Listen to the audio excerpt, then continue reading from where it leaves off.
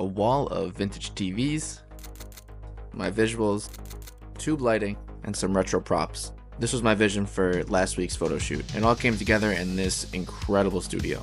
Hey, I'm Burke. I'm a music producer and DJ from Brooklyn, New York. Today, I'm taking you behind the scenes of a content shoot that I did to bring my creative vision to life. From configuring this vintage TV wall to creating DIY lighting effects, I'll show you how we pulled it off. This was all shot on my Sony ZV-E10 with a 16mm 1.4 aperture Sigma lens. All of the equipment used can be found in the description below, and I'll be referencing them throughout the video. Let's get into it.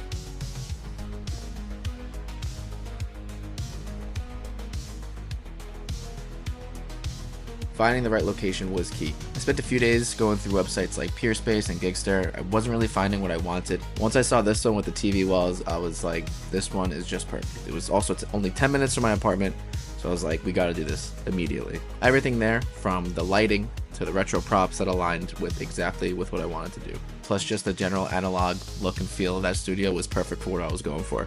We went and we did a shoot for mostly press photos since I haven't had them in a while, but since we were there, we were able to really capitalize on this such a cool environment in the studio. Yeah, we made a bunch of content. There were so many random props there. There were these phones, there were old TVs, there were masks, but we really focused on the TV because that would just, was something super unique. And then once we got that settled down, we were able to incorporate those other props that were in there, like the phones and the TVs and the masks. We had a blast. It was so much fun. It was a bonus we were able to put custom visuals on the screen itself, which matched perfectly with my vintage and retro visuals that I made. I hadn't done a photo shoot in like 4 years or so I wanted to make the best use of my time. What I loved most about the studio was just how versatile it was. The vintage TVs double as both a backdrop and the sort of interactive element, where I can place whatever I want on those TVs. And these colored neon tube lights are perfect for setting the mood and getting the perfect lighting.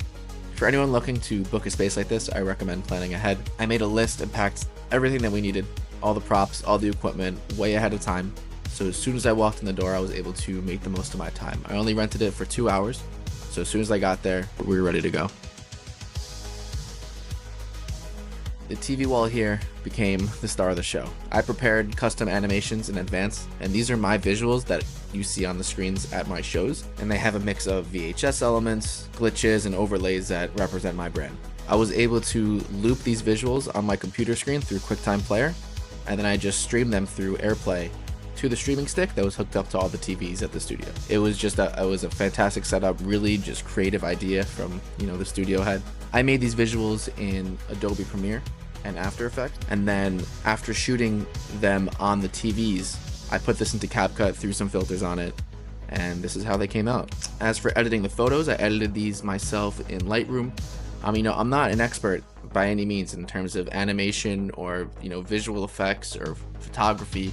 My expertise lies in the music production, the DJing, so being able to branch out into other aspects is really important because you can save a lot of money doing things yourself, first of all. And two, it's just a lot of fun to learn. It's a lot of fun for me to learn, at least. This effect here was such a fun experiment. I knew that I would be able to put custom visuals onto the TVs from there using AirPlay. I had this camcorder lying around. I figured I could just put this onto the TV wall by plugging this into my laptop, streaming this onto the TVs behind me, and having it point at my face or wherever I wanted to during the shoot. It would just be this cool little experiment, and it came out really cool. Here are the photos that came out, and then we even recorded my girlfriend, a close-up of her eye, just making custom visuals, just messing around. But the shots with my face in the background, streamed from the camcorder, I was super proud of that. I thought that was a really cool and creative thing that we did, and it just came out so cool. If you're into visuals and you want to create a brand identity, I would recommend kind of just playing around with making your own visuals, making your own logos, being able to use your logo and your brand and your colors throughout a photo shoot, throughout a show, throughout your social media. It can really up your game in terms of creating your own brand identity. So lighting is pretty much everything when it comes to these shoots. The studio had these amazing tube lights, as I mentioned, which we were able to actually take off the wall, but we left them on the wall for the most part, and we set them to orange and blue and those other soft tones to get the perfect lighting for taking photos and videos. We were also able to use their portable spotlights to be able to create some dramatic shadows that you see in these pictures here. You don't need a high budget to nail lighting. Work with what's available. Even if we weren't able to use those spotlights, mini lights are like 20 bucks on Amazon, or you can even just have whoever's taking pictures and videos just hold their phone up. Get some cool dramatic shadows like that. It's all about contrast. So as long as you have very cheap light in front, maybe some ambient lighting in the background, whether it's natural light or in this case we use the TVs, that's really all you need. It's all about the contrast. Not everything went super smooth. We spent about the first 20-30 minutes having trouble with the AirPlay setup, but we were able to message the host, call the host. They quickly helped fix it, and then they gave us 30 minutes at the end of extra time because of our troubles, which was really nice of them. So we were able to get a full 2 hours of shooting what we needed to do. Shout out Rare Studios. This vintage phone that you're seeing here was actually a last minute addition, but it ended up being one of my favorite props there. So I'm gonna be using this in a lot of my press photos, a lot of my visuals. I'm really happy how that turned out. Added this whole kind of mysterious vibe that tied this whole retro theme together. I loved it. The shoot wasn't just about getting cool photos, it was about getting cool visuals as well. So you can see here that I put this phone on top of this, I guess, stand that was there, turned off all the lights, and then I let the TV wall behind be the only source of light.